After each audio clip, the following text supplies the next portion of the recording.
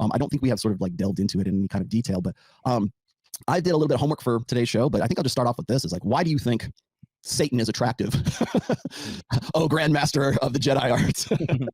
Oh, well, Sith Lord. I have to ask a Sith Lord, why is it that women want your dark energy? I feel like I'm on the Jedi Council, but I haven't been given the rank of master. Yeah. There's an Anakin joke. There's an Anakin joke for all you guys out there. No, I quite frankly, I just think that I think that women have to be more sinister in their day-to-day lives as a survival mechanism because they don't have the brute strength that us men have.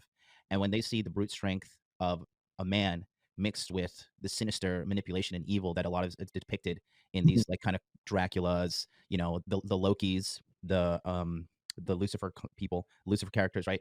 All of these like traditionally evil bad guys, like Mhm. Negan. Negan's like remember Mhm. Negan from The Walking Dead? Very, Mhm. very masculine, very evil, but also like a little sexy, a little seductive, a little satanic, a little. He's got a little swagger to him, a little bit of femininity to the way he handles himself, like a pimp Mhm. almost, right? Mhm.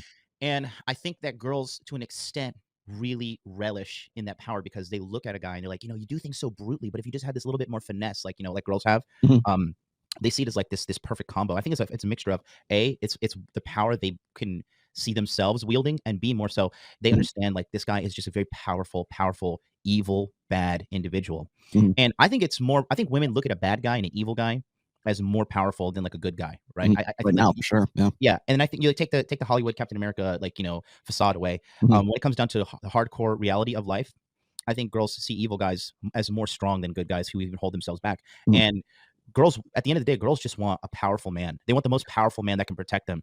And they are so full of themselves with female solipsism that they want like this guy to be a harsh monster to the world and come home and be like, let's look at these flowers together. I'm the only one that can tame the savage beast. I You're mean, Satan, I know, but only and that's literally what goes on in the show. Like dude, you know always one of the one that makes him vulnerable. one of the most popular Disney stories in Japan is Beauty and the Beast. Beauty and the Beast. Yes, They because see it's this big an archetypal story. terrifying man. Japanese guys are pussies for the most part, and they see like this big terrifying beast, and then the woman is able to like tame him, and then these girls love it, man. I can't tell you how many times I've been out with girls and I hear them when they're with me.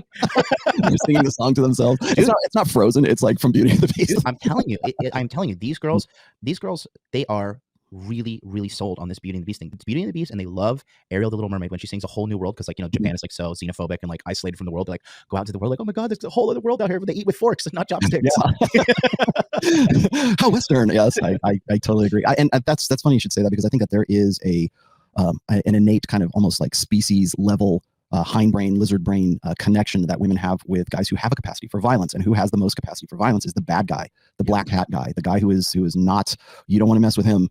He's bad news kind of guy.